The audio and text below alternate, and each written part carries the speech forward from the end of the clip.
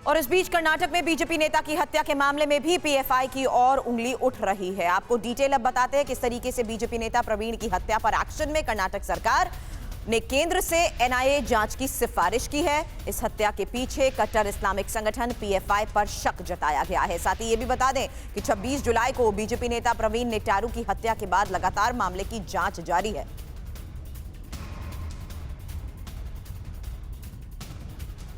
कर्नाटक में बीजेपी नेता प्रवीण नेटारू की हत्या के बाद से वहां की राजनीति उबाल मार रही है। आरोपियों के खिलाफ सख्त एक्शन की मांग लगातार जारी है। इस बीच कर्नाटक के सीएम बसवराज बोम्मई तो पहले ही ये कह चुके हैं कि राज्य में योगी मॉडल लागू किया जा सकता है। अब उनके एक मंत्री ने तो उनसे भी आगे की बात कह दी है। कर्नाटक के उच्च शिक्षा मंत्री अश्वत्थ नारायण ने बड़ा बयान देते हुए कहा, कर्नाटक में ऐसी घटनाएं करने वालों के एनकाउंटर का वक्त आ चुका है और इसके लिए वो यूपी से 5 कदम और आगे बढ़ेंगे।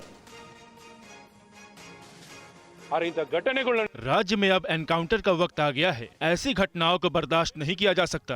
आने वाले दिनों में हम ऐसी कार्रवाई करने वाले हैं कि ये बदमाश डर जाएंगे। ऐसा करने से पहले 1000 बार सोचेंगे। बस एक कॉल कर सकती है आपको कंगाल। खाली हो सकता है बैंक खाता। कैसे? देखिए मेरे साथ जागते रहो सिर्फ मनी 9 पर। अभी डाउनलोड करें।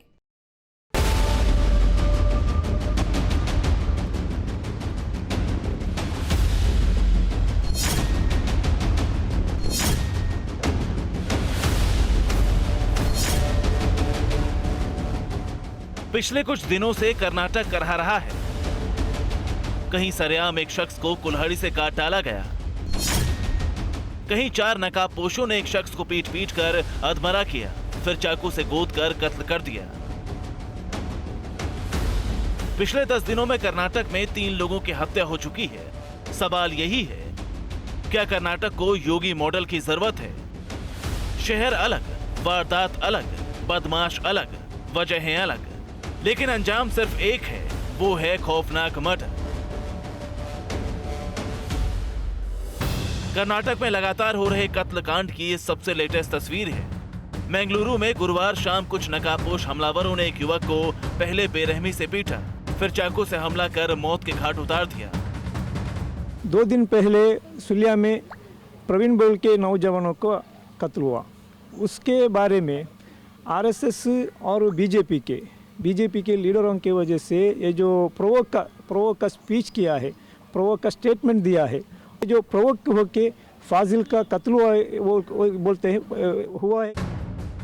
हमलावर कौन थे, किस मकसद से कत्ल किया गया, ये सब जानने के लिए पुलिस फिलहाल तफ्तीश कर रही है।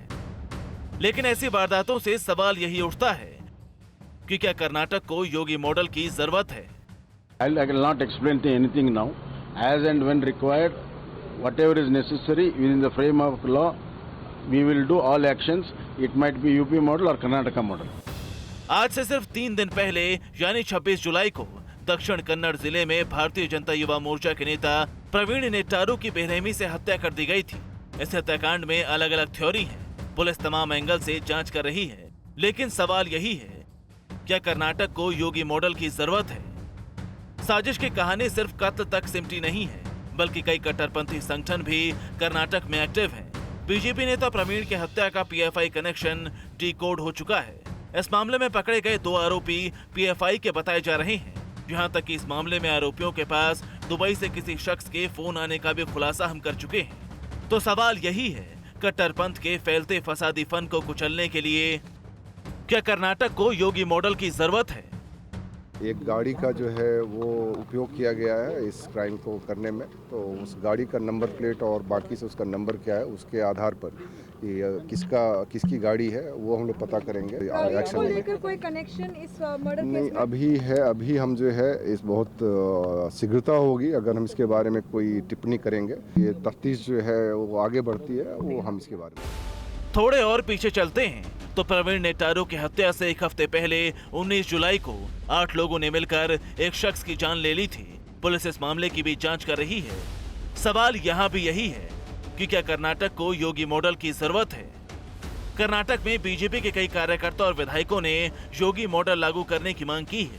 यूपी में पत्थर चलाने वालों के घर पर चलते बुलडोजर की तस्वीर पूरा देश देख चुका है। सांप्रदायिक सद्भाव बिगाड़ने वालों के खिलाफ सख्त एक्शन के सबूत मिल चुके हैं। शायद यही वजह है मजहबी दलदल में फंसते कर्नाटक में योगी मॉडल लाने की मांग हो रही है।